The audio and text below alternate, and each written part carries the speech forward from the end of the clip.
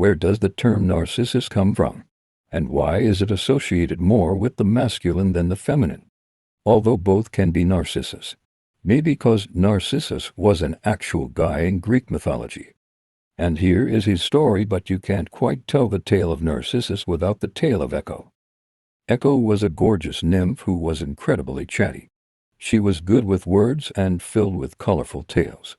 But she did not know when to shut her mouth. Unfortunately for Echo, she got herself involved in the wrong drama. One day Hera came looking for her husband Zeus in the woods. Zeus was goofing off with the beautiful nymphs.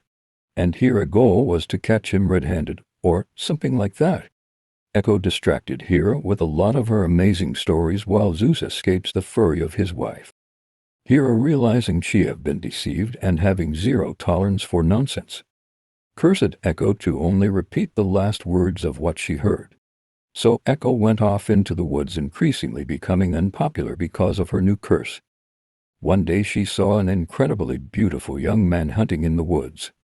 This man was Narcissus, the son of a river god and a beautiful nymph. Narcissus was an arrogant young man who had a lot of admirers, all whom he had coldly rejected.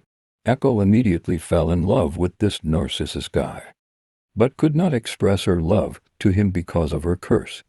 So she hid around waiting for the right moment she could repeat the right words to Narcissus to show her feelings for this guy. Being the self-absorbed guy Narcissus was, the right moment came, not surprisingly, but she is rejected brutally.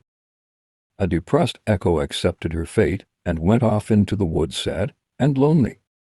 She faded away, but her voice was absorbed into the rocks, repeating the last words spoken to them till this day. Nemesis, the goddess of vengeance, decided to punish Narcissus for his pride and wickedness.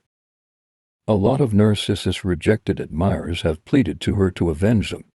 She decided to give him a taste of his own tea by making him fall in love with the one person he could never get, his very own self. So she led him to a clear pool of water. There Narcissus saw his reflection for the first time. He marveled at the sight of himself.